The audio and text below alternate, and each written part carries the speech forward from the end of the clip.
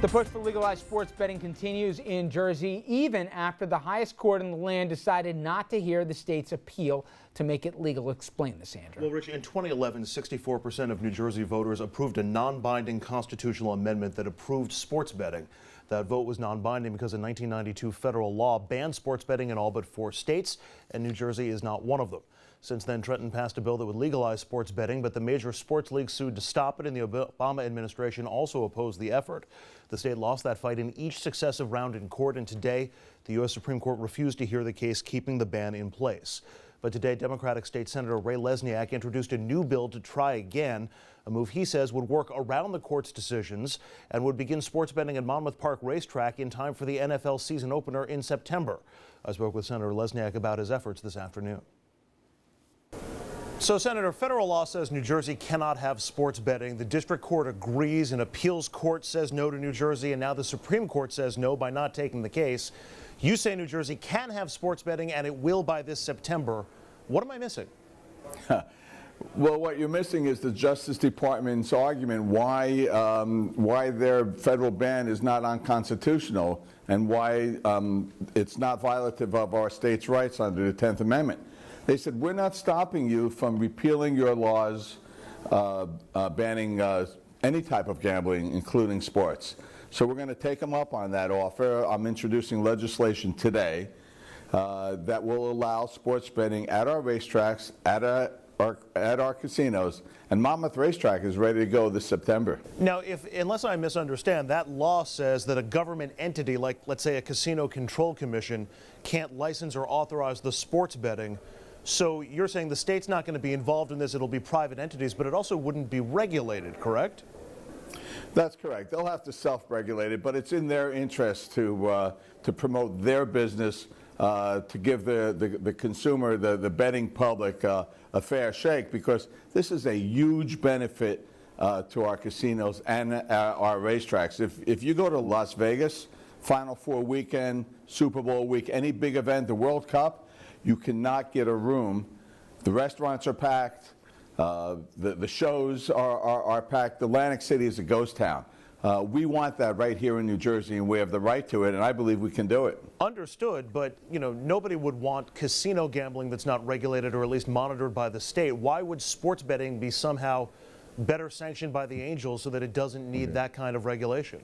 Because sports betting is already unregulated. Right here in New Jersey, we have organized crime betting rings being busted regularly, a few times a year. It's all underground. I don't equate our racetrack operators and our casino operators with organized crime betting rings. I'd rather have them do it rather than organized crime. So, Senator, why wouldn't the feds just shut this down? It would still be illegal under federal law. Well, according to what they said in their briefs, we can do it. They're not shutting down marijuana distribution and sale and production in Colorado and Washington either. So I don't expect that they'll interfere with us. What I do expect is when we get operational and going, that the sports leagues are going to go to Congress and they're going to say, repeal the ban and you regulate it. And we'll be okay with that because that's actually the way it should be done. And ultimately, that will happen, and we'll lead the way. Well, why then, Senator, why isn't that the process going forward at this point to try to get the law changed in Washington as opposed to the state doing it without the blessing of the federal government? Because I've been trying to get Congress to move for 5 years, and they haven't budged. But now they'll have a reason to budge because I believe we'll ultimately get the sports leagues asking them to change it. The NFL is a very, very powerful, and the other leagues too. They're very powerful. They have a lot of influence in Congress. Ultimately, they're going to ask for Congress to move. They haven't listened to us so far at all. Have you heard from the Justice Department at all, or anybody in D.C. that says the feds are not going to move on either the facilities that host sports gambling or the bettors themselves? What we have is the briefs that they actually filed in the U.S. Supreme Court to say this federal law does not violate states' rights. The state can repeal its laws prohibiting betting on sports betting if it wants. We're going to take them for their word. Before I let you go, I got to ask, because we brought up the NFL. We just had the Super Bowl in New Jersey, and there was some concern that sports betting might prevent the state from getting the Super Bowl. The NCAA tournament, the NCAA is not thrilled with the idea of sports betting. They've hosted the Final Four in New Jersey before. Are you worried about the blowback or potential blowback from professional or collegiate sports leagues? No, not at all. We get very little benefit. We got very little benefit from having the Super Bowl here, but sports betting will keep alive our racetracks and our casino industry. Both of these industries are dying. People are losing their jobs. This will breathe life into them. It's much more important than the NFL or NCAA will ever be to the state of New Jersey. And once this goes nationwide, the only place that they'll be able to have their games are in the state of Utah, and I don't think that's going to happen. New Jersey State Senator Ray Lesniak, the high roller of the sports betting movement in New Jersey. Senator, thanks very much. Thank you very much as well. Andrew, thank you very much. And let's bring in now to our panel from the newsroom of the Record newspaper and NorthJersey.com, John Brennan. John, the longtime sports business reporter and the man behind the Meadowlands Matters blog, which covers sports, casinos, and racetracks, all three of which playing a role in this sports betting debate. John, is Lesniak kidding himself that they're just going to go ahead and this will all work out in the end? Or do you think that he's got a point? And if you use the marijuana example with Colorado and Washington, if you do it, the feds probably won't stick their nose in when it's all said and done. Well, it's just very curious that it's not just one offhand remark over 2 years that Senator Lesniak's referring to. Over and over, the federal government has said that basically to make sure that they could not be seen as overstepping their bounds as a federal government versus state government, they've said, well, look, New Jersey, for example, could get rid of the sports betting laws. That proves that we're not overstepping. And so that was a good argument in order to win this case and to get the Supreme Court to not take it. However, now that that's gone, it does possibly open the window that Senator Lesniak refers to.